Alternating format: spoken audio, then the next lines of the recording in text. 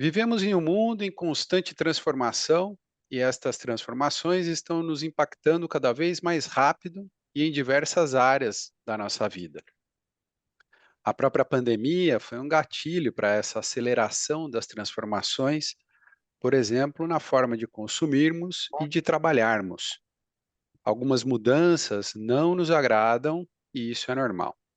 Como seres humanos, temos a tendência de não querer mudar, principalmente quando estamos confortáveis com algum cenário. Mas gostemos ou não, as transformações acontecem e um dos nossos desafios é como podemos ser atores ativos na sua construção. Estamos de volta para mais um Debate no Café. Eu sou o Thiago Pierosi. Eu sou o Márcio Oliveira, o nosso convidado de hoje é o Edmar Bula e a gente vai falar exatamente disso, né, vamos falar de transformação, todo tipo de transformação, né, o Bula tem um conteúdo que ele fala que é transformação seja ela qual for, e é isso. Vamos entender um pouquinho do que pode significar transformação na nossa vida, no nosso trabalho. Tomamos um café?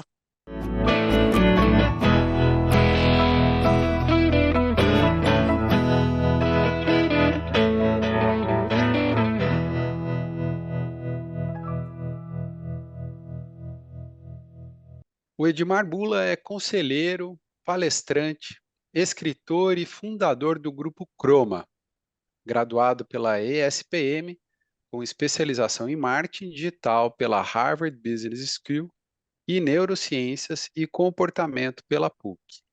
Conselheiro pelo IBGC e atualmente estuda psicanálise no IBPW, além de ter formações em filosofia e música. Bula, seja muito bem-vindo ao Debate no Café. É um grande prazer estar com vocês. Obrigado pela oportunidade e tenho certeza que a conversa vai ser transformadora. Espero que seja transformadora. E uma coisa que a gente mas tem coisas que a gente não gosta muito de ficar mudando e transformando não, que é o nosso brinde que a gente faz aqui no comecinho do debate no café. Normalmente é café, mas hoje eu confesso que não é bem café que tem aqui dentro não. Tá muito calor aqui em São Paulo onde eu tô, aqui é um refrigerante, mas Bula, seja bem-vindo à aguinha gelada. Água, Saúde. um Tchim-tchim. brinde. Saúde, tchim-tchim. Então tá bom. Lá no começo eu falei, né, transformação seja ela qual for. E aí isso é bem amplo, né. Aliás, transformação mesmo é amplo. A gente fala de Sim. transformação, mas Bula, ajuda a gente a entender um pouquinho isso, se a gente chegar, assim, do mais amplo de transformação, depois a gente vai fechando ao longo do debate aqui, talvez em alguns pontos. Mas como que você enxerga transformação? Como que você define transformação? Então vamos do maior para o menor, até a gente chegar aonde o assunto nos levar. Então, Isso. transformação, antes de mais nada, é uma questão filosófica, existencialista, né? E é uma grande dicotomia, um paradoxo da vida, né? Por um lado é uma coisa, por outro lado é outra. O Tiago disse, né? A gente não gosta de mudar. Isso é uma grande verdade. O nosso cérebro, do ponto de vista da neurociência, não gosta de mudanças. Ele gosta daquele padrão que indica uma certa segurança. Do outro lado, e esse é o paradoxo, mudar é o que a gente mais faz na vida. Não vou resgatar Heráclito de Éfeso, porque já é bastante conhecida a fala dele de que o que nós temos de mais permanente é a mudança. Então, a mudança ou a transformação, e a gente pode usar aí um sinônimo, a semântica que nos dê licença, mas transformar-se é algo que a gente faz. Nesse momento, inclusive, nosso metabolismo está mudando uma série de coisas nos nossos corpos. Então, mudar é absolutamente natural, mas o Homo sapiens não gosta muito, não. Bom, mas e aí como que a gente faz para lidar com essa assim, eu sou um cara que talvez eu esteja nessa dicotomia que você falou, tem mudança que eu não gosto de fazer, tem coisa que eu adoro mudar, né, quando fala de trabalho, por exemplo, eu adoro mudar, quebrar regra, conceito, pensar diferente, tentar fazer diferente. Algumas coisas na vida particular, por exemplo, aí eu olhando o Márcio não profissional, o Márcio aqui na minha casa, mas algumas coisas que eu gosto daquele meu jeito, quadradinho, ou quadradinho, forma de falar, mas assim, eu gosto das coisas no meu lugar, gosto de fazer as coisas, tem uma rotina, né? Acho que a gente fala muito de rotina, transformar em mais rotina, eu gosto muito de rotina para algumas coisas. Tem um ponto de equilíbrio para isso? Meu querido, ponto de equilíbrio é o que a gente nasce buscando e morre sem encontrar. Então, eu Excelente. posso te dizer seguramente que no nosso processo de amadurecimento, do ponto de vista psicanalítico, né, nós temos um contínuo de aprendizagem. Nós nunca vamos chegar a um patamar perfeito, a um ápice absoluto, a um êxtase pleno. Isso, né, não existe esse Elysium, né, essa coisa quase que fantasiosa.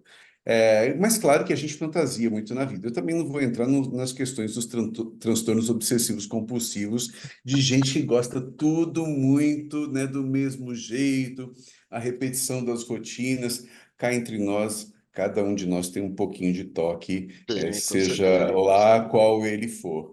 Mas é interessante observar que esse equilíbrio é, é, cada vez mais, Márcio, Thiago, ele vai ser buscado pelas pessoas. A gente acabou de rodar, o Grupo Croma tem 4 unidades de negócios e uma delas é um instituto de pesquisa. E a gente faz alguns estudos durante o ano. A gente acabou de rodar um estudo agora chamado Sonhos Brasileiros, ficou pronto anteontem. E eu me surpreendi com o resultado, porque a gente já rodou esse estudo no passado e o grande sonho do brasileiro era pagar dívidas. Veja, já não é Olha uma só. situação muito interessante. Não é uma situação muito transformadora, não é O verdade? sonho não é Do mais ponto a de vista casa própria, poético, né? Pagar dívida. equilíbrio, né? Então, assim, a gente está falando nada disso. Mas essa edição da pesquisa, ela trouxe a busca do bem-estar físico, mental e emocional como o topo do sonho dos brasileiros para 2024. O que significa que isso não é uma causa, mas é o tratamento de uma consequência. Vocês falaram da pandemia, a gente vem tratando uma série de efeitos ainda pós-pandêmicos do ponto de vista comportamental, que muito derivado do nosso isolamento social, né? Então a gente passou por uma série de mudanças de modelagem híbrida de trabalho, de isolamento social, de quebra de relações ou de overdose de relações, e o que gerou uma quebra, e isso obviamente mexe um pouco com a nossa estrutura, né? Não só a estrutura cognitiva, mas também a estrutura emocional. Quando a gente olha o brasileiro que está querendo um equilíbrio melhor, usando a tua palavra, Márcio, para 2024, é, de novo é uma faca de dois gumes. É um paradoxo, porque há que bom que estão buscando equilíbrio, que ruim que estão buscando equilíbrio, porque essa busca de equilíbrio, principalmente considerando a massa da população, que infelizmente não teve acesso a uma educação, que não tem acesso ao que a gente chama de dolce far niente, né? Então, assim, a massa da população brasileira rala, né? E rala Sim, muito. Então, falar de dolce far niente é absolutamente uma visão de dandy, né? Uma visão elitista. Então, se as pessoas não estão buscando esse equilíbrio como um mote ou um motor para todas as outras coisas da vida, elas estão buscando uma solução para uma doença, né? Elas estão sentindo desgaste, cansaço, desequilíbrio, e isso afeta, obviamente, todas as coisas, e todas as coisas, incluindo as dívidas e inadimplência, afetam essas pessoas. Vamos lembrar que nesse momento da história do país, nós temos um índice de inadimplência e de endividamento, índices altíssimos. Obviamente, como se dorme, né? Como se coloca a cabeça no travesseiro, sabendo que você está pendurado no cartão de crédito e que você não pode ter dinheiro para colocar comida em casa. Então, a gente tem sempre que trazer esse equilíbrio como parte de um contexto histórico. Eu gosto muito de história. Então, é importante a gente analisar, e eu sei que invariavelmente a gente vai falar de transformação digital hoje. É fundamental saber por que transformação digital surge. Ela surge por conta de um contexto histórico, que os alemães chamam de Sitzenleben, né? É esse ou que a gente, né, pode chamar do espírito do tempo, né, o Zeitgeist. Né? Então, assim, nós estamos embebidos nessa história, nessas condições sociais, culturais, econômicas e tudo mais. Então, a transformação ela precisa ser pragmática. Eu sou um cara muito pragmático. Então, assim, vamos falar de transformação, mas não no sentido etéreo. A gente pode utilizar todo esse arcabouço científico para justificar e entender melhor algumas coisas. Mas quando a gente vai para a vida como ela é, a gente precisa, de fato, saber como aplicar, como usar aquilo. O que é transformação na vida real? O que é transformação digital, de fato, na vida real? O que é inteligência artificial na vida real? Né? Porque hoje o mundo se divide em duas castas. Aqueles que falam de inteligência artificial, que é a maioria, e nem sabem que já usa e tem a inteligência artificial ali como algo distante, e uma pequena parcela que tem consciência que já usa e que usa como um fator produtivo e que gera tempo de sobra para aquilo que nos é mais interessante. Eu adoro inteligência artificial porque é um nome bom. Eu uso uma inteligência artificial para fazer aquilo que para mim é burro, que é produtivo, que é operativo. E me sobra tempo para uma inteligência que é nata, que não é artificial, que é a minha. Onde eu posso, de fato, utilizar com grande potencial para transformar coisas. Eu vou acessar a minha criatividade, o meu julgamento, o meu juízo de valor. Olha que maravilha, né? Se a gente encara a transformação que é derivada da tecnologia e da inteligência artificial dentro do contexto da transformação digital para o bem da humanidade, para o bem comum, para o bem individual e para o coletivo. Se vocês deixarem, eu vou engatando numa série de coisas aqui, tá? Eu Então, vou, assim, interrompam, não, interrompam. não vou te interromper, vou te levantar uma bola aqui, Bula. Eu também fiz SPM, passamos pelas mesmas salas e mesmas cadeiras, e eu lembro do professor de comportamento do consumidor que falava, talvez hoje não, porque vocês são muito jovens, vocês falam que tudo vocês querem novo, né? Que não tem problema, mas vai chegar um momento na vida de vocês que vocês vão querer rotina. Eu lembro exatamente, eu guardei essa frase e hoje eu acho que eu cheguei nesse momento que pelo menos uma certa rotina eu busco. Eu acho que isso pode tranquilizar um pouco o indivíduo e talvez vá em linha com esse descobrimento, né, do estudo que vocês tiveram. Mas eu queria trazer, porque a gente já falou de transformação digital, não nessa abordagem, né, que a gente está fazendo contigo, são episódios complementares. Então, quem quiser assistir, episódio 12, a gente aborda a transformação digital de uma outra maneira. Mas eu queria entender, Bula, no teu ponto de vista, transformação e inovação, já que você começou a falar de inteligência artificial e outras ferramentas que a gente tem tanto, transformação e inovação é a mesma coisa ou elas se combinam e podem trabalhar juntas para um bem comum? Vamos lá. É uma ótima pergunta. Vamos brincar um pouco de palavrinhas aqui, né? Então, a gente tem transformar a ação e inovar a ação. A transformação só ocorre por um processo de inovação. Portanto, inovação está contida dentro de transformação e dependendo do teu contexto ou do teu raciocínio, se é indutivo, abdutivo ou dedutivo, uma está contida dentro da outra e vice-versa. Então, a gente está falando de um frango com tudo dentro quando falamos de transformação e inovação. Então, a coisa mais interessante que essas duas palavras trazem dentro da tua pergunta é o sufixo ação. Qualquer inovação deve ser orientada para uma realização factual, aplicável preferencialmente para massas, não para massas italianas, para massas de pessoas, e que gere um bem comum para uma coletividade. Isso é inovação. Então, assim, nem toda inovação é útil. Se ela não é útil, se ela não compartilha o interesse comum, se ela não é culturalmente relevante, se ela não está dentro de um core business de uma organização, ela é inócua. Agora, se ela responde favoravelmente a essas quatro condições, é uma baita de uma inovação.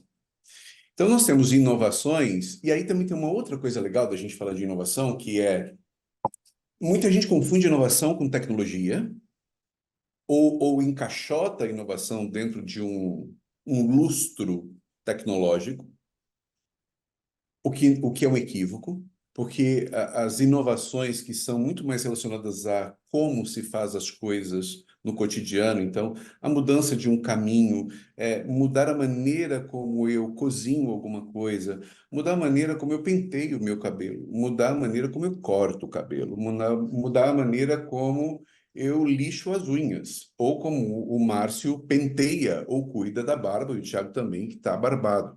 Então, a inovação, ela pode ser muito simples, ela pode ser um complemento em cima daquilo que já existe. Ela tem a sua escala, que tem a ver com as invenções, que é o último grau dessa inovação. E, obviamente, tem uma linha aqui transversal chamada risco.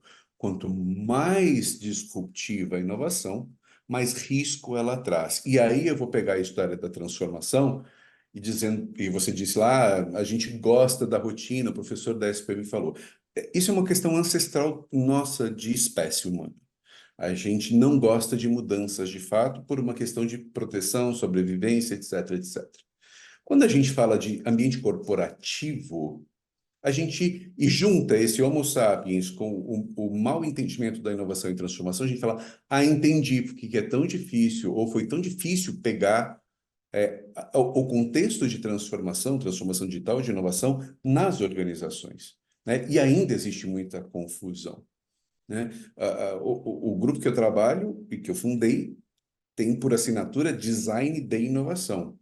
Muito complexo explicar isso em 2010. Hoje é um pouco mais fácil.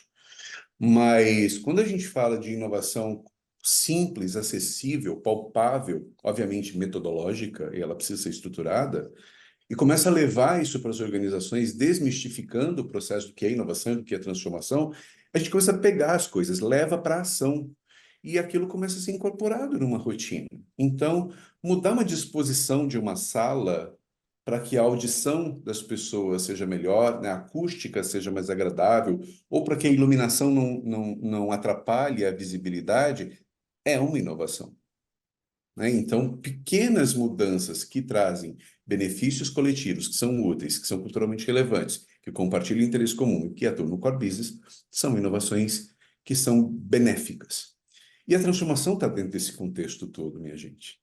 Então, quando a gente fala de transformação, eu me lembro que em 2012, 13, a gente começou a falar de marketing de transformação, que era a forma de usar algoritmos e usar inteligência, ainda a gente não falava de inteligência artificial, mas de inteligência que não era humana para customizar processos de investimento em mídia, por exemplo, e para mudar o mindset das organizações. Nos tempos idos, em 2008, ainda 2007, antes de Chroma, eu estava na Nokia e nós já garantíamos lá 30% de investimento para digital de todo o budget de marketing. Isso era absolutamente inovador, mas tinha um objetivo claro, uma finalidade clara, que era mudar o mindset, dizendo, olha, o mundo está indo por aqui. Não é fácil. E por quê? Porque as pessoas não gostam de mudar. E por que elas não gostam de mudar? Porque elas precisam de segurança. E quando a gente fala de disciplinas ou conteúdos novos ou competências novas, a gente lida com o território da ignorância. Eu não sei, e quando eu não sei, a gente tem algumas possibilidades de reação. Ou eu ataco, porque eu não sei, a Que eu tenho ignorância. medo, né?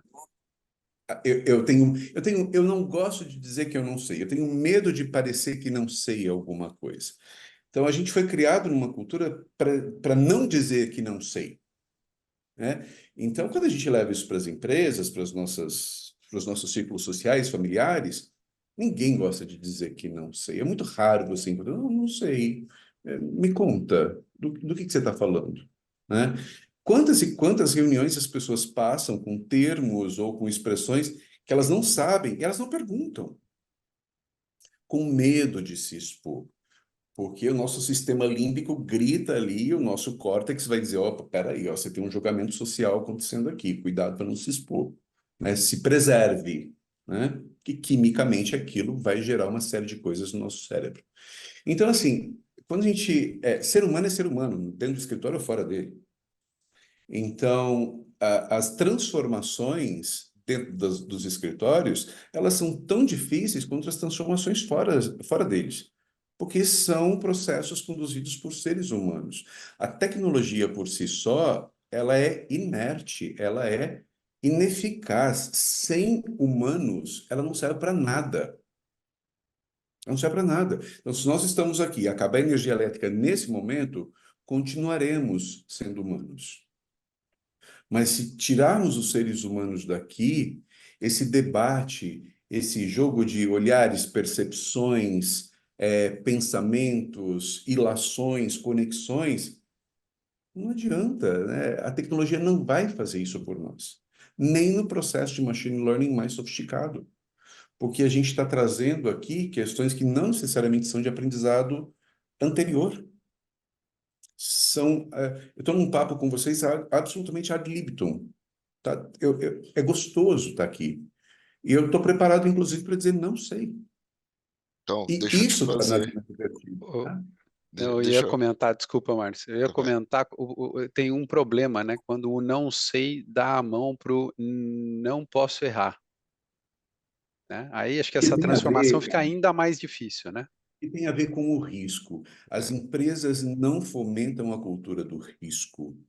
Então, as empresas não permitem, hoje um pouco menos, algumas empresas têm feito movimentos bastante interessantes, mas a cultura do risco, até pouco tempo, era uma cultura absolutamente impensável.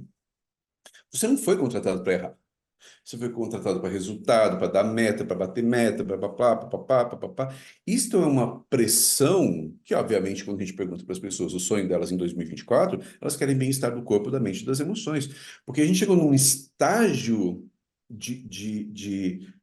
patológico latente, né, de patologia latente, e não necessariamente latente, algumas patologias já acontecendo, a gente tem burnout aí crescendo absurdamente, processos de saúde mental absolutamente numa curva ascendente.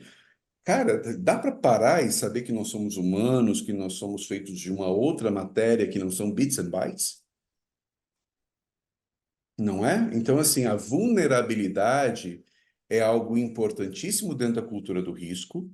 O não saber e o aprender é algo importantíssimo dentro da cultura do risco. E vou dizer mais: quando a gente faz processos de mudança, né, do change management, de mudança de gestão, mudança de modelo de trabalho, mudança de organização de modelo de trabalho, novos modelos de atuação, os grandes gaps nos executivos e nas organizações não são gaps técnicos, são gaps comportamentais. Aí eu É, queria é, é do, pegar, é do ser, não é do ter e eu nem do queria, eu saber. queria pegar esse seu gancho do gap comportamental, um pouquinho do que a gente falou antes, do que você colocou antes, do medo, do errar, da cultura, do erro que hoje ainda não existe, né? Existe, pô, e aí muitas empresas falam de inovação, mas inovação sem errar, né? A gente já até falou disso aqui num outro episódio. Ah, pegar isso para o mundo corporativo. É, tem um livro que eu gosto muito, do John Chambers, o ex-Cisco, chama Connecting the Dots, e ele fala neste livro que as empresas morrem porque fazem bem demais as mesmas coisas por tempo demais. Uhum. Basicamente, eu entendo isso como a empresa senta no louro do seu sucesso, acredita que sabe tudo. Por esse processo de transformação, de mudança, por mais que muitas vezes falem, não, vamos inovar, vamos fazer coisas, mas ela senta nos louros e quer manter bons resultados, então sempre com uma visão de curto prazo, ah, faz com que ela, num momento de grande transformação que a empresa não controla, como esse que a gente está vivendo hoje, impulsionado por várias coisas, tecnologia, computador, celular na mão das pessoas, mudando como elas consomem qualquer coisa, se relacionam com as marcas, enfim. Neste cenário, pelo menos a minha percepção, é que as empresas, elas estão, salvo algumas exceções, o mercado em geral, ele atua mais, ele não é um ator nesse processo de transformação. As empresas não atuam como um ator de transformação, ela está mais sendo envolvida e sendo levada, né? Como eu preciso me transformar por questão de sobrevivência, olhando o curto prazo. E ela é engolida muitas vezes, o mercado engole empresas. Como que você enxerga isso e, na verdade, como que as empresas podem começar a reverter esse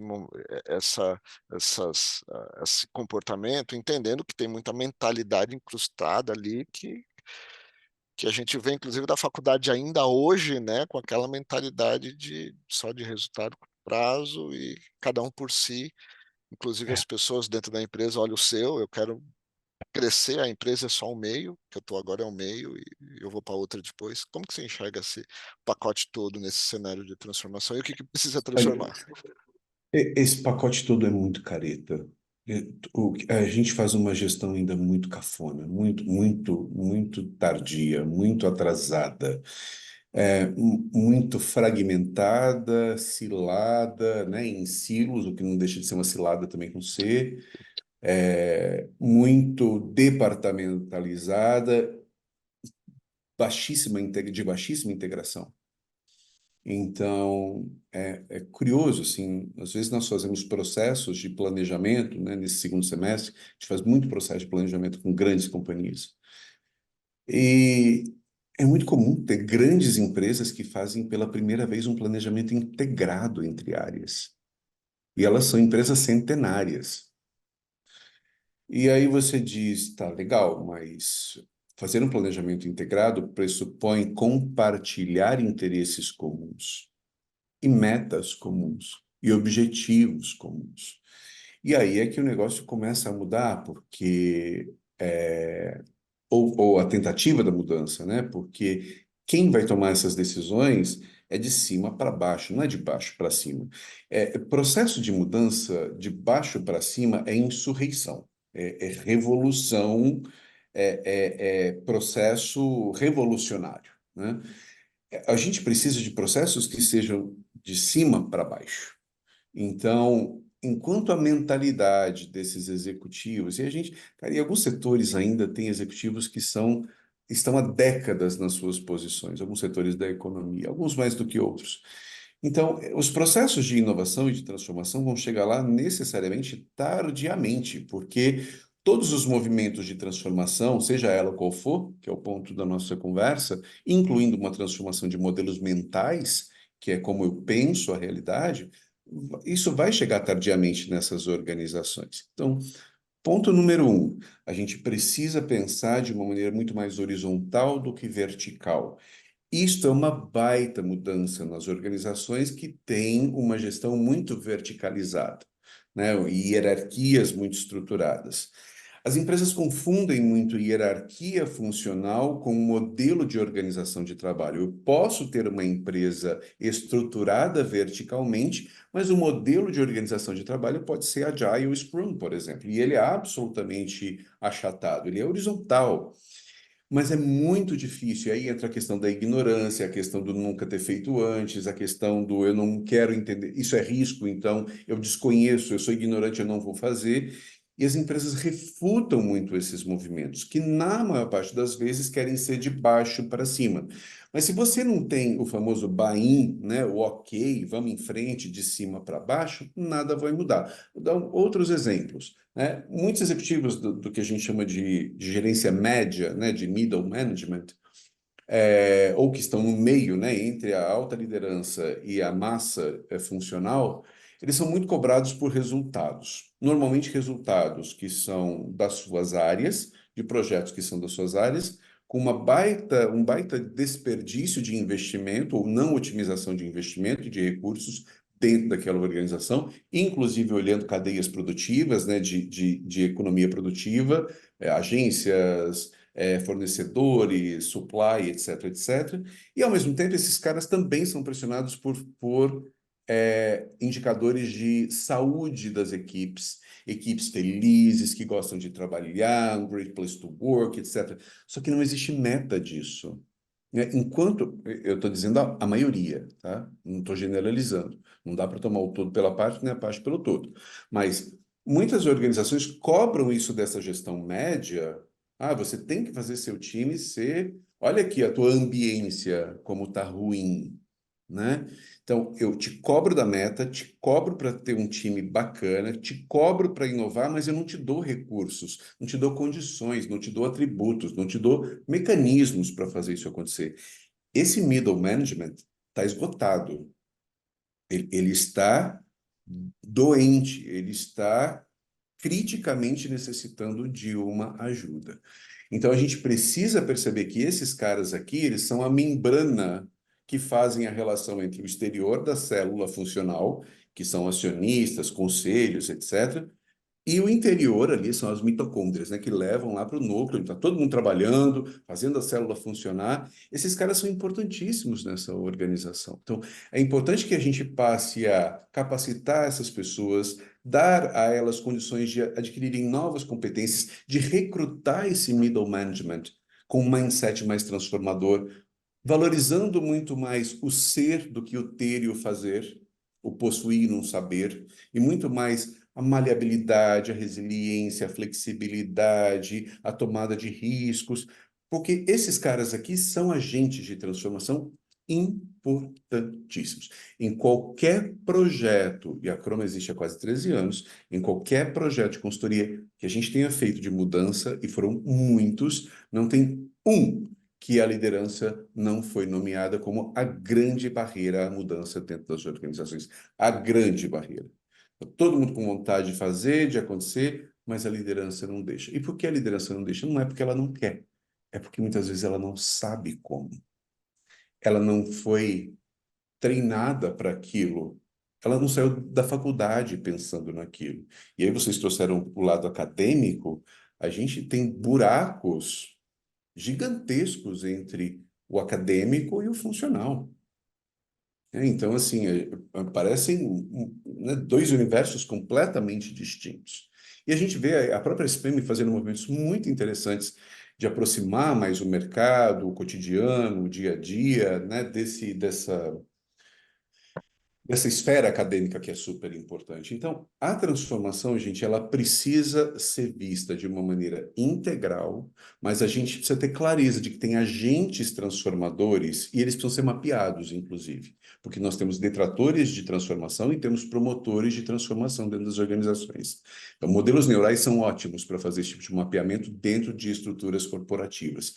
Então, como é que a gente pega esses caras que são promotores de uma mudança, embaixadores de uma transformação, e a gente acelera, catalisa esse processo de transformação, dando a essas pessoas liberdade de errar, trazendo recursos que são conceitos, tecnologia, dinheiro, gente, ferramentas, não importa, para que elas façam a beleza acontecer. Porque o fato é que a impressão que a gente tem e isso no meu cotidiano com executivos, é que nós sempre estamos, né, a visão das empresas, sempre estamos atrás do lado de fora das janelas dos nossos escritórios. A impressão que esses executivos têm é de que o comprador, o consumidor, a sociedade de consumo está sempre um passo adiante, né? De certa forma, isso não deixa de ser uma grande verdade. Isso é E Bula, fato. fala, Só colocar vai um lá, ponto Márcio. aqui, que o Bula falou da questão de hierarquia e desse mapeamento, agentes de transformadores, talvez nisso a gente precisa começar a entender quais os novos papéis ou transformar os papéis dos C-levels lá, porque você precisa ter segurança psicológica, inclusive, para poder fazer, né? E muitas vezes parece que a Fundamental. barreira de transformação nas empresas, pelo menos um pouco do que eu acompanho em grandes empresas, ela para na sala de reunião e não ultrapassa ali as reuniões que eventualmente tem que ter com o C-Level, porque dali o tema é outro, ali você tem que mostrar resultado, é a cobrança, é a pressão, porque dali vai para um outro nível, vai para acionista, vai para global, vai dependendo da empresa, e aí a Participei de coisa um não summit de acontece. segurança. Eu participei de um summit de segurança psicológica agora, e todo mundo muito empolgado. Ai, que ótimo, segurança psicológica. Eu falei, olha, eu lamento dizer, mas nós não estamos aqui em um modelo preventivo de atuação em relação à segurança psicológica. Nós já estamos na profilaxia e no tratamento. Então, estamos um pouquinho atrasados. Então, Se vocês me perguntarem, né, o prognóstico do que vem por aí, eu não sou otimista em relação a esse futuro se continuarmos da maneira que estamos, seja a transformação qual for. Transformação em ESG, transformação em modelos de organização de trabalho, transformação em gestão de pessoas, transformação em inovação de produtos e categorias. Então, a própria inovação de categorias e produtos ainda está muito focada em variante de linha de produto, variante de sabor, né? Cara, mas a sociedade de consumo é outra, a mobilidade urbana é outra. Eu preciso muito mais de soluções de pack and price do que soluções de variante de sabor. Então, será que a gente consegue trazer um pouco mais de realidade para essas realidades executivas, realidades corporativas? E eu sou um ferrenho defensor de qualidade de vida, de modelos híbridos de trabalho. Adoro é, com que o fato de que as pessoas podem ter liberdade de ter melhor qualidade de vida e segurança psicológica, obviamente saúde mental, se tem a flexibilidade, a liberdade de escolher entre ficar num lugar ou ficar no outro. Do ponto de vista de produtividade, isso é excelente. Do ponto de vista de redução de custos e de ganho de tempo útil criativo, é espetacular. E aí, de novo, né, a gente está falando de modelos de transformação, a inteligência artificial entra nesse contexto fazendo atividades que tomavam muito tempo da gente, isso em diferentes campos e diferentes áreas e diferentes modelos de atuação, em diferentes ferramentas e disciplinas. Inteligência artificial é uma mão na roda para nos garantir tempo de sobra para fazer aquilo que o ser humano faz muito bem, que é pensar criativamente, buscar soluções, curtir a delícia de poder não fazer nada e relaxar, have a break, dar uma respirada, vai curtir a vida, porque esse modelinho que a gente criou, né, assim, depois de Segunda Guerra, né, que vem de Revolução Industrial, a gente ainda vive respiros, fumaça, fuligem de Revolução Industrial no nosso modelo de gestão.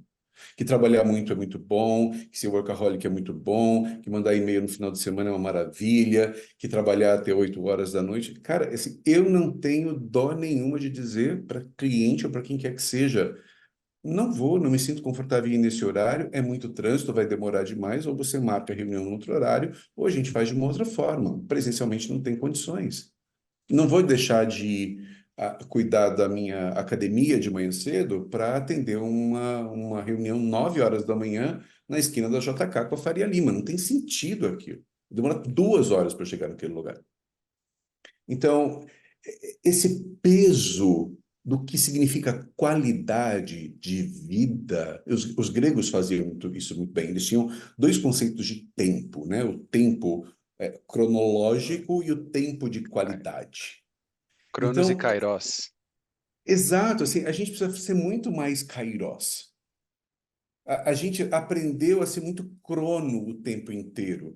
Olha a agenda, vê o e-mail, fica grudado nesse smartphone. Cara, já antes da virada de 2010, nós já fazíamos investigações sobre a relação das pessoas com seus smartphones. E as pessoas já diziam que era a própria extensão do corpo. Isso é aterrorizante. Aterrorizante. Então, nós criamos um modelo do qual, infelizmente, nós nos tornamos reféns. E agora nós somos pressionados por uma série de fatores a romper com esse padrão. Só que, como a gente resgata no início da conversa, a gente não gosta de mudar. A gente não gosta de quebrar padrão. E aí, como é que fica? Eu preciso tomar risco. Eu preciso trazer respiro, eu preciso oxigenar essas estruturas. Eu preciso trazer um frescor criativo. E a gente tem recursos para isso. Então, ao invés da gente falar de, cara, vamos regulamentar a inteligência artificial, né? Eu falo disso porque, para mim, é uma batata quente que está pipocando aí. Cara, antes de falar de regulamentação, ela é absolutamente necessária. Mas será que dá para a gente sentir um pouco mais o gosto dessa história? Porque muita gente fala de regulação de inteligência artificial e nunca usou. Vai a Então, assim, partir de premissas só, né? E não de cara, vai no fatos. embalinho, vai na manada, vai na onda. Então, assim, para que precisa ser... A inovação, ela está na exceção, não está na regra. É isso que os cientistas fazem em laboratório. 100 casos, 99 deram o mesmo resultado. Um deu diferente. Cara, eu preciso olhar esse um. Eu não posso descartar esse um. A mudança, o ponto de inflexão, está ali.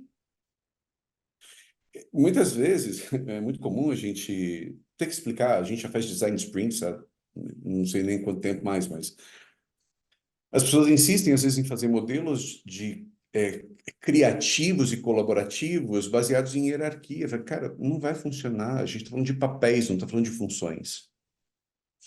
Então, vamos nos abrir a um modelo que não é hierárquico. Está tudo certo a hierarquia em relação a benefícios, salário, tudo certo. Você pode manter isso. Não tem nada errado com relação a isso. Agora, o modelo de organização de trabalho precisa ser diferente. O modelo de organização de trabalho que nós temos praticado nas últimas décadas leva as organizações a um processo de falência.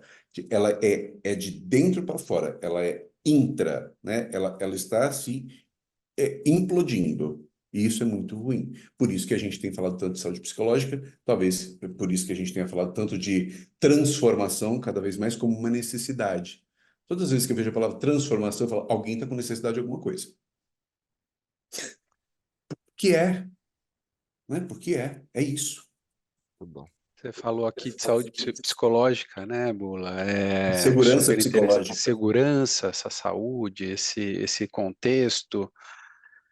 Eu lembrei, para quem gosta de ler, tem um livro que chama Sociedade do Cansaço, de Byung-Chul Han, que é super interessante. Quem não quer ler uma coisa, né, tão filosófica, não é nada extenso, mas é uma leitura um pouco difícil, vamos dizer assim.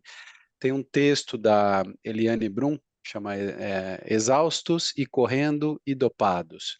Também é um texto muito bom, que vai muito nessa linha do que o Bula está falando, que eu acho que faz a gente repensar o que a gente quer, né, para a nossa sociedade e como a gente quer transformar essa sociedade e trazendo para o contexto nosso de empresas.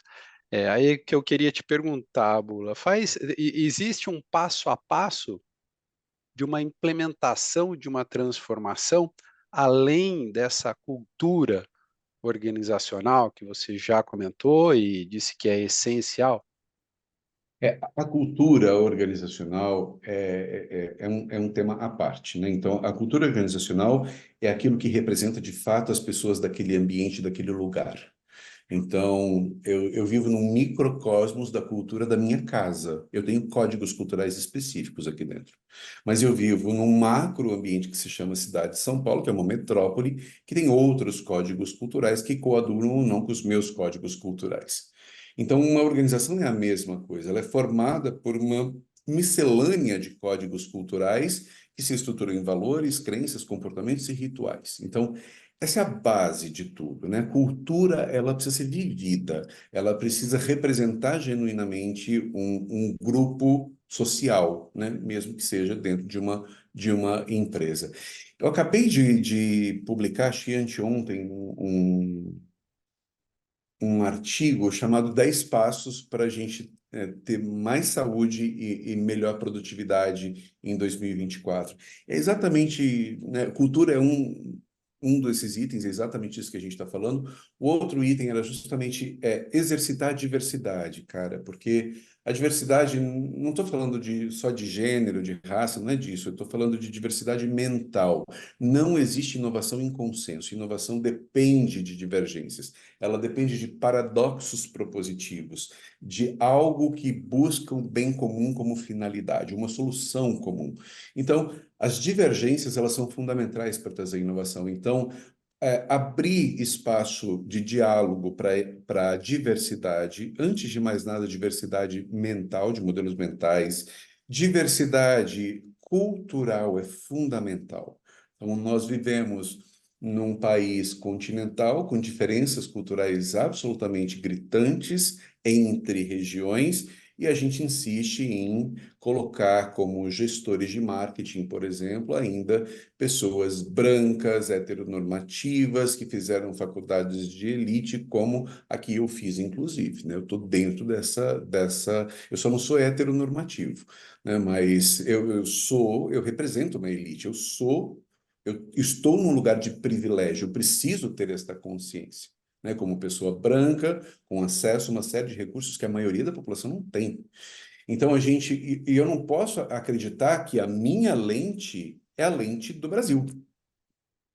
É que Verdade. existe um outro repertório, um outro código. Então, cultura viva, genuína, que represente as pessoas. Diversidade autêntica, diversidade que floresce, que borbulha, que ela é estruturada. E entrando no terceiro ponto, que é trazer estruturas, metodologias, caminhos, que eu chamo de modelos de organização de trabalho.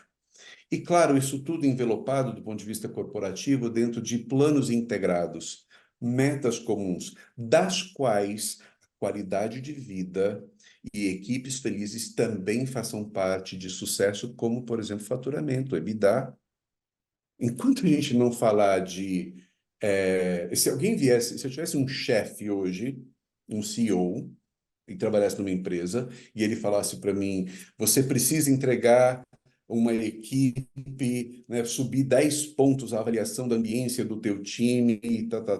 Cara, não sou remunerado por isso, é assim que a maioria das pessoas pensam, não está no meu pacote de entregas, eu já tenho uma cacetada de coisas para fazer, eu vou ganhar o quê com isso que você está me dando? Porque a nossa relação corporativa não é uma relação diletante. Ninguém está lá porque ama trabalhar para uma grande organização. Existe uma entidade suprema chamada boleto.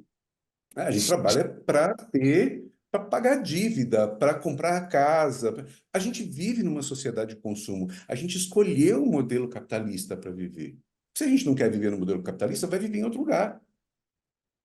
Então, assim, não é pecado nada disso, mas me dê condições para, de fato, exercer aquilo. Então, um bom caminho é começar a colocar essas cobranças que tornam esse middle management absolutamente achatados, é um sanduíche nesses caras, e dar condições para essas pessoas, de fato, exercerem inovação e transformação de uma maneira que seja clara, autêntica, transparente e com recursos, né? Assim, tem outros passos para se fazer, mas talvez o primordial, e aí parte da cultura da organização, eu sou muito chato com essa coisa de cultura, né? Eu vejo muitas vezes lá valor, senso de dono. E eu pergunto, a primeira coisa que eu pergunto para os caras é: todo mundo é acionista?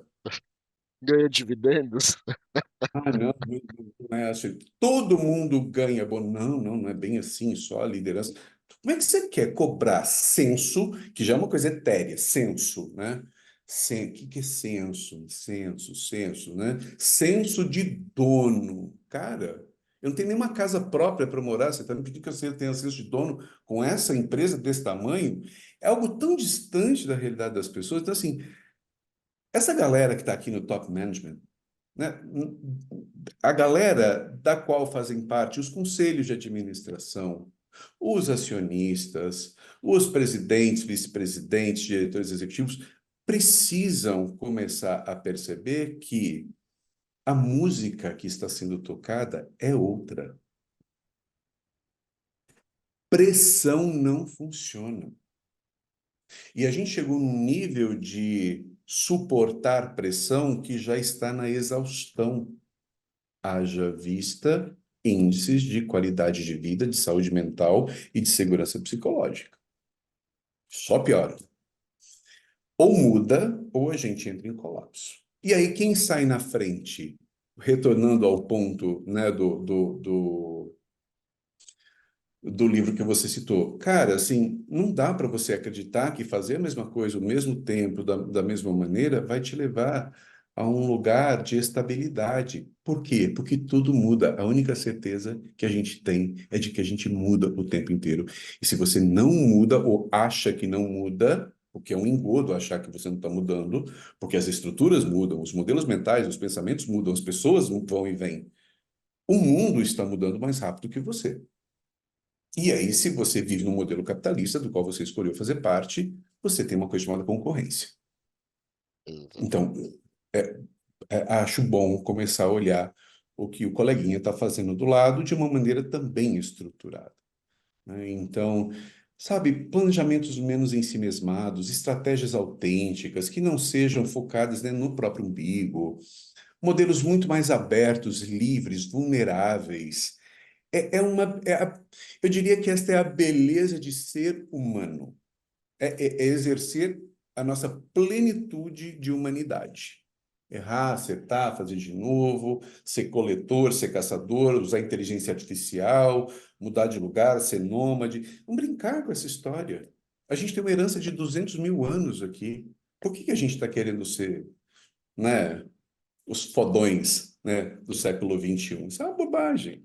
Isso é uma bobagem. A gente não é nada nessa existência. Nossos amigos dinossauros viveram muito mais em relação a tempo de existência nesse planeta do que a gente. Olha o que aconteceu com eles. A gente tem a capacidade de estar danificando e transformando para o mal o nosso planeta e as nossas relações humanas, né? E você falou de livros, eu tenho lido uma sequência de livros agora sobre algoritmos, então, máquinas, engenheiros do caos, máquina do caos, temos aqui até na minha estante, algoritmos de destruição em massa. Então, assim, cara, assim, a gente tem que ter consciência, e quem tem essa consciência é esse grupo de gestor, cara. Essa galera precisa ter acesso a isso. E precisa começar a tomar novas decisões. Então, é a beleza de ser humano. A gente tem que reparar uma série de coisas que a gente vem fazendo de maneira equivocada em relação à transformação, e aí a transformação social. Cara, não dá, a gente tem muito de responsabilidade social para fazer, muito de responsabilidade ambiental para fazer. Governança, a gente tem feito muita coisa já, mas assim, porque tá ali, porque a B3 cobra, né? Exatamente. Mas é um saco pensar que a gente só vive de entregas que são cobranças e de não entregas que são a própria representação da nossa existência criativa nesse planeta. Sejamos mais criativos, sejamos mais inspiradores, sejamos mais transformadores, sejamos mais inovadores. A gente tá aqui para isso, velho. Tem que fazer essa existência valer a pena, saca? Tem que fazer essa Transformar, existência. transformar de maneira verdadeira, não só transformar como um Seja único ela. fator, seja ela qual for, né? Não apenas como um fator de sobrevivência, mas sem vontade, né? Porque senão a transformação ela não vai ser verdadeira.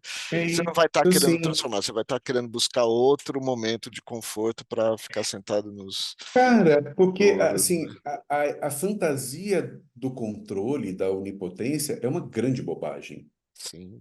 Ninguém tem controle de nada, nem da própria vida. A pandemia está aí para É, mostrar isso, né? A Essa gente achava que tinha. a presunção da onipotência é uma grande bobagem, cara.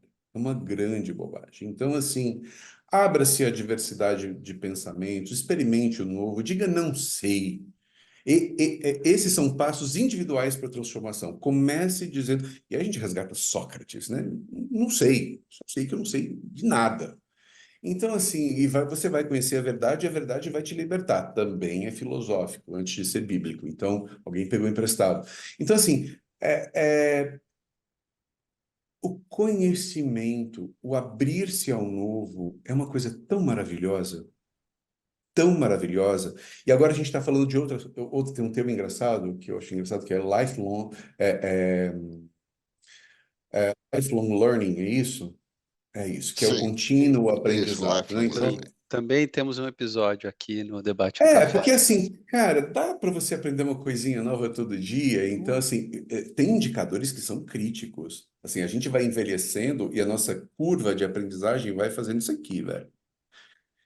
Como é que a gente quer ser transformador? Como?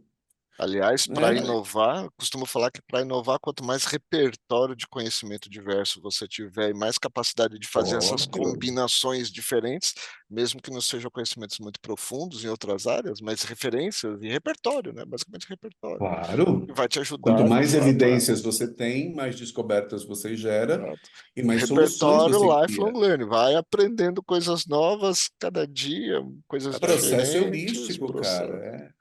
No fundo, a gente roda, roda, roda e cai sempre nos mesmos lugares. nas mesmas questões filosóficas que a gente tem Exato. debatido há milênios, e a gente fica aqui na presunção de que a gente está. Às vezes eu ouço as pessoas dizerem, ai, porque a nossa geração. Cara, que bobagem! Você quer comparar a tua geração com qualquer outra, da década de 60, das gerações que viveram o entre-guerras ou pós-guerra? O que que te dá a presunção de ser mais importante na história da humanidade do que o que veio antes de você? Isso é uma grande bobagem, né? Então, assim, a gente tem que viver a vida mais gostoso para transformar, tem que relaxar. É como andar de montanha-russa de madeira. Não sei se vocês já andaram, mas eu já. Cara, assim, aquilo faz. Né? Se você ficar retesado, se você resolve segurar aquilo e enrijecer a musculatura, você chega no final quebrado, com torcicolo, meia dúzia de costela né, e torto. O segredo para andar de montanha-russa de madeira é relaxar. Deixa levar. Então, aqui, cara, deixa levar, para de ter controle de tudo e vá transformar a vida de uma maneira autêntica e genuína, mesmo que seja uma pequena coisa, mas pode ter uma repercussão gigante no teu entorno e no teu microcosmos, no teu microambiente. Bula, eu vou te fazer uma pergunta totalmente fora do script. Fique à vontade para responder se quiser, como quiser, obviamente. É, que isso dá para outros muitos mais episódios, mas tudo que você está me falando, tudo que você está falando para os nossos seguidores aqui, me faz pensar em educação, de uma maneira geral, tá? Educação da nossa população.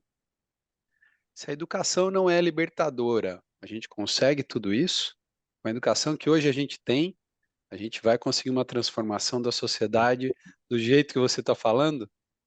Essa é a minha grande questão pessoal, Thiago. Para mim, tá tudo aí, cara.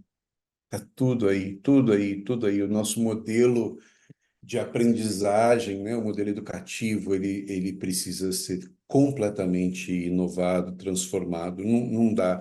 E além disso, cara, a gente tem uma outra questão. Eu faço parte, eu sou embaixador e faço parte da Assembleia da Child Fund Brasil, que é uma ONG extremamente respeitada, idônea. Eu sou padrinho de crianças, mas a gente lida com situações de extrema vulnerabilidade, não só das crianças, mas desses núcleos familiares das quais elas fazem parte. Para você ter ideia, às vezes as crianças não têm nada para comer em um dia, a não ser uma batata, e ainda tem que dividir com a família inteira. Então a gente está falando de realidades muito diferentes das nossas. Mas tem muita gente assim no Brasil, cara. Então a gente tem essa base extremamente miserável e empobrecida, miserável do ponto de vista de recursos, é, físicos, né, de dinheiro, de casa, de não tem água para beber, cara, não tem água para tomar banho, não tem água para escovar os dentes. Então, assim, é muito complicado. Então, assim, a gente tem uma base aqui que educação é um acesso muito primitivo, muito escasso. Existe, mas é de muito má qualidade. E às vezes as crianças têm que andar muito, têm que pegar barco, tem que. Cara, assim, é uma realidade muito diferente da nossa. Aí tem um miolo da história, né? Onde está todo mundo junto e misturado, em escolas públicas, em escolas privadas que têm acesso à classe média, etc, etc, etc, que estão o nosso modelo educativo, que precisa fomentar muito mais o quê? O pensamento construtivista, a análise combinatória, a busca de soluções de problemas, né? Muito mais uma realidade analítica. Sabe qual que é a pior qualidade hoje, a qualidade mais difícil que a gente encontra no grupo para contratar profissionais, no grupo Croma? Pessoas com capacidade analítica. Isso é muito difícil, isso é culpa do nosso sistema educativo. Se eu não tenho capacidade analítica, se eu estou criando uma massa de pessoas que não sabem fazer um julgamento, uma análise cruzada, multivariada, pela cabecinha, não estou falando de estatística aplicada, e que consiga orientar, tomar decisões, o que que eu posso esperar dessa horda de pessoas em relação a tecnologias como a inteligência artificial? E aí a gente vai para o último naipe aqui da pirâmide, que ou teve um ótimo acesso à educação, ou que tem poder, mas não necessariamente educação. E aí é que está o perigo. Aqui é que está o perigo. Porque, de novo, o processo é top-down. Então, quando a gente fala de algoritmos, por exemplo, o negócio está nascendo aqui de cima e vindo aqui para baixo. Quando a gente fala de manipulação, poder, sistemas, etc., está vindo aqui de cima e aqui para baixo. E aqui embaixo, com uma má educação, com baixa capacidade analítica, eu tenho uma massa facilmente conduzida por ideologias, por crenças e por comportamentos que eu posso imputar, assim como os algoritmos fazem na nossa vida. Então, este para mim é o ponto nevrálgico da história. Acesso universal a uma educação que seja de fato de qualidade, que promova análise crítica, combinação de situações, resolução de problemas, uma educação que seja muito mais construtivista, porque senão não vai funcionar. E aí, amigo, quando isso vai acontecer no Brasil, e é por isso que eu digo, para os próximos anos, o meu prognóstico, infelizmente, não é positivo, não vejo essa mudança acontecendo no nosso país, infelizmente. Né? E a gente vê países como, né, Finlândia, país que eu já visitei muitas vezes, né? Eu trabalhei com finlandeses. É uma diferença cultural absurda, é gritante. Um dos melhores, se não o melhor sistema educacional do planeta Terra. E que agora desfruta de índices de felicidade, que é alguma coisa que estão medindo, não sei como mede, eu estou pegando só uma referência, que não analisei o índice, mas de uma sociedade considerada feliz. E não é por acaso a felicidade e a educação serem diretamente proporcionais nessa avaliação. Isso não é por acaso. E eu estou falando de um país que tem metade do ano no frio, com neve, no escuro, né, e com todos os problemas, não é o Jardim do Éden, mas também não é um país de dimensões continentais como o Brasil, mas que tem as suas dificuldades, que tem os seus desafios. E que é muito mais fácil né? Então, assim, são proporções muito diferentes. Quando a gente pega Portugal inteiro, que tem menos da população, uma população menor do que a São Paulo metropolitana, cara, gerir o Brasil é um negócio hercúleo, né? Não é tarefa fácil. Ainda mais esse modelo de transformação integrada, planos integrados entre estados, educação integrada, modelos transformadores de gestão pública na saúde, né? Sabe qual que é o sonho nessa pesquisa de sonhos brasileiros? Que o brasileiro menos, com que ele menos sonha, com que ele tem menos expectativa? Política. Sonhos relacionados à política. Por quê? Porque o brasileiro não se interessa em política? Não, porque ele está absolutamente descrente da política que existe por aí. Eu não estou falando de partido, não estou falando de quem é o presidente, não estou falando nada disso. Eu estou falando de sistema político, como a gente resolve as coisas nesse país. Então, na mesma situação onde eu tenho crianças que têm uma batata para comer no dia, que não tem água para tomar banho, água potável para escovar o dente, nem para beber, eu tenho uma galera, uma miríade de gente desfrutando de benesses que não fazem o menor sentido num país com tanto contraste social quanto o nosso. Então, e aí que a minha fala de ser prático, de ser pragmático, de trazer inovação para a vida real, a transformação para a realidade, é disso que eu estou falando. Não adianta a gente enfeitar essa árvore, endeusar a inovação, endeusar a transformação. Muitas vezes as pessoas que me contratam dizem, mas é tão simples assim, mas por que você tem a expectativa de que seja complexo? Em que momento da história te disseram, da tua história, te disseram que para ser valoroso precisa ser complexo? Não precisa.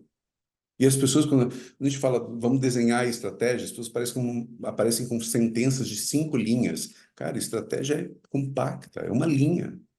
É isto, é para lá que nós vamos, esse é o nosso norte. Ela tem que ser compacta o suficiente para ser contada numa conversa rápida e simples o suficiente para ser entendida por qualquer pessoa. Não me venha com uma tese.